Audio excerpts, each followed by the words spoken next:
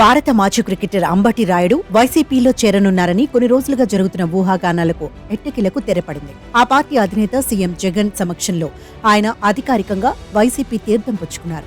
దీంతో వచ్చే ఎన్నికల్లో రాయుడు పోటీ చేయడం కూడా ఖాయమైంది. అయితే అది అసెంబ్లీకా పార్లమెంటుకా అనేది తేలాల్సి ఉంది. ఉమ్మడి గుంటూరు జిల్లాకు చెందిన రాయుడు జిల్లాలోని ఏదో ఒక అసెంబ్లీ స్థానంలో పోటీ చేస్తారని వినిపించింది. పెదకూరపాడు, పొన్నూరు, సత్తెనపల్లి నియోజకవర్గాల్లో అంబటి పోటీ చేసే అవకాశం ఉందని ప్రచారం జరిగింది.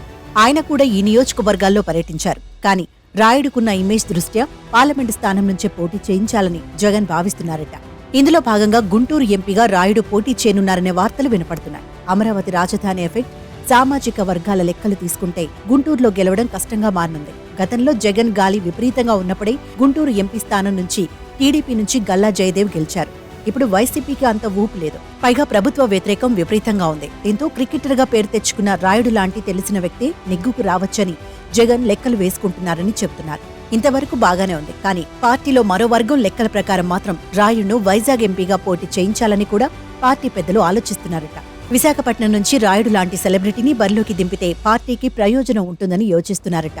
వైజాగ్ లో పాగా వేయడానికి జగన్ తొలి నుంచి ప్రయత్నిస్తూనే ఉన్నారు. అందుకే 2014లో ఏకంగా తన తల్లి విజయమ్మను ఎంపీగా పోటీ చేయించారు. కానీ ఆ ఎన్నికల్లో ఆమె ఓడిపారు. 2019లో మాత్రం స్వల్ప మెజారిటీతో ఎంపీ సీటు దక్కించుకోగలిగారు. అయితే అంత ఊపులో కూడా సిటీలోని 4 నియోజకవర్గాల్లో మాత్రం వైసీపీ గెలవలేకపోయింది. అంతేకాకుండా జనసేన నుంచి లక్ష్మీనారాయణ పోటీ చేయడం, ఆయనకు దాదాపు 3 లక్షల ఓట్లు వచ్చాయి. దీంతో టీడీపీ అభ్యర్థి భరత్ కేవలం 2875 ఓట్ల తేడాతో ఓడిపారు. ఈసారి టీడీపీ, జనసేన కలిసి ఎన్నికల బరిలో దిగుతున్నాయి. కాబట్టి ఈ సీటు టీడీపీ గెలవడం నల్లేరు మీద నడకే అని విశ్లేషకులు భావిస్తున్నారు. అయితే వైఎస్ఆర్సీపీ అధినేత ఆలోచన మరోలాగా ఉందట. విశాఖ పార్లమెంటులో కాపు సామాజిక వర్గం ఓట్లు ఎక్కువగా ఉన్నాయి. భీమిలి, గాజువాకతో పాటు సిటీలో కొన్ని ప్రాంతాల్లో కాపు ఓట్లు భారీగా ఉన్నాయి. అదే వర్గానికి చెందిన రాయుడు పోటీ చేస్తే ఖచ్చితంగా సానుకూలత ఉంటుందని, అలాగే ఇక్కడ సెటిల్ అయిన ఉత్తరాది ప్రజల ఓట్లు కూడా కీలకం కానున్నాయి. అందుకే క్రికెటర్గా దేశమంతా పరిచయం ఉన్న రాయుడు అయితే వాళ్ల ఓట్లు కూడా సాధించొచ్చని ప్రణాళికలు రచిస్తున్నారట. ఇందుకు రాయుడు కూడా గ్రీన్ సిగ్నల్ ఇచ్చినట్లు తెలుస్తోంది.